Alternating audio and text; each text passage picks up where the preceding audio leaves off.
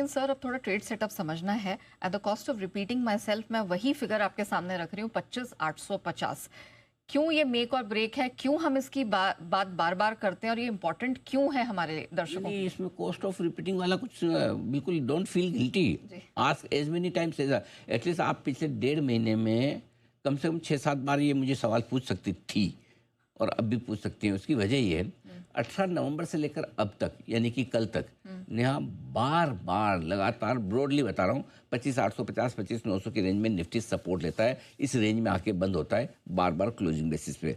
18 नवंबर से लेकर कल तक 7 बार ऐसा हो गया है, कल का मिलाकर, कि निफ्टी 25,839 नीचे और 25,893, 50 पॉइंट की रेंज होगी, ठीक है, 53-54 पॉइंट की मोटा मोटी इस रेंज में ही बंद हो रहा है। और कल इस रेंज के लोएस्ट लेवल पर 25,839 पे बंद हुआ है।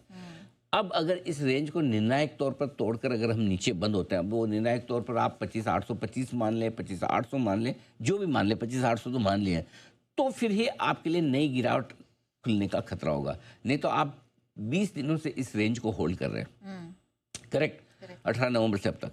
तो ऐसे में अब ये रेंज अगर टूटती है तो आपके लिए थोड़ा सा नीचे का स्कोप बढ़ जाता है, नहीं टूटती तो आपके लिए नीचे का स्कोप। और आप देख सकते हैं इस पूरे जो आपको बनाई हुई है ये टेबल, इसमें आप देख सकते हैं हाईएस्ट क्लोजिंग 8 दिसंबर को मिली है 25,893। इस रेंज की बता रहा हूँ, ऐसा नहीं इसके ऊपर नहीं मिली। इस रेंज में जब भी निफ्टी आता है, बंद होता है, तो इस रेंज में आकर यहाँ रुकता है। तो आज इसीलिए मेक और ब्रेक दिन है। अगर आज यहाँ से रिकवर होकर थोड़ा हम पॉजिटिव 25,900 के ऊपर बंद हो जाए, सांस आएगी जान में जान। और यही अगर 25,800 के नीचे बंद हो जाए, गई भैंस पानी में। लगता है 25,450 आकर रहेगा, ये मन में फीलिंग आने लगेगी आपके। अच्छा, हाँ, क्योंकि 400 पॉइंट की रिस्क खुल जाती है। अब नीचे कहाँ तक जाते हैं? 25,450 तक जाते हैं। 575 भी एक अच्छा सपोर्ट है, 650 भी है, कल का 725 भी है। मल्टीपल सपोर्ट में घुसेंगे, कहाँ रुकेंगे वो वक्त बताएगा। लेकिन नीचे का रिस्क तो एक बार आपके लिए 400 पॉइंट तक का खुल जाता है 25,850 के नीचे। इसलिए प्लीज़, मैंने लाल टाई पहनी है और नेहा जी ने लाल जैकेट पहनी है, ignore them, ignore us. Colours today. अच्छा सर, लेकिन ये बताइए, थोड़ा रिस्क क्या बैंक निफ्टी में कम है? अगर रिकवरी आती है तो लीडरशिप मिलेगी? हाँ, देखो ये बहुत अच्छा सवाल है। देखो, बढ़ना है, खरीदने का मन करे तो बैंक निफ्टी, बेचने का मन करे तो निफ्टी। ये 320 पे भी आपने कल कहा। कल भी बोला था, आज भी यही बोल रहा हूँ, क्योंकि देखिए निफ्टी में इनहेरेंट वीकनेस कंपैरेटिवली ज़्यादा है। निफ्टी अपने पुराने लोस, तो अब आप देखिए ना, जैसे आपका निफ्टी का जो आपने कल लो बनाया, 1 महीने का लो है।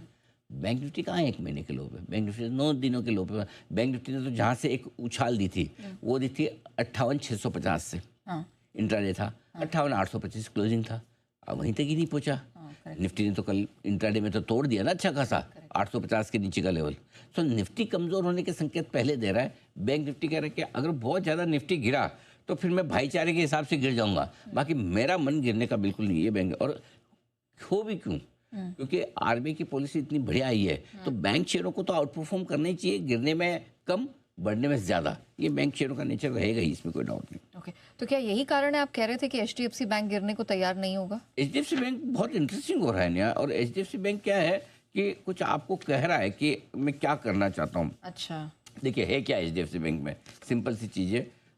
कल वैसे लगातार दूसरे दिन कमज़ोर बंद हुआ है, ठीक है, लगातार दूसरे दिन थोड़ी नेगेटिव क्लोजिंग एचडीएफसी बैंक में देखने को मिली है आपको, ठीक है, पहली चीज़ ये। दूसरा, 45 दिनों से एचडीएफसी बैंक 970 और 1020 की रेंज में ट्रेड कर रहा है, 45 डेज, सोचो, ठीक है।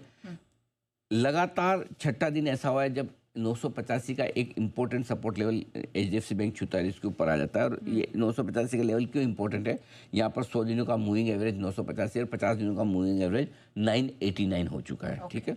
और होता ही कि पिछले 1.5 महीने में ऐसा 5 बार हुआ है कि एचडीएफसी बैंक ने 50 डीएमए से बार बार सपोर्ट लेकर रिकवरी दी है। और रिकवरी अगले 3 से 4 दिनों में 2.5 से 5% तक की आती है।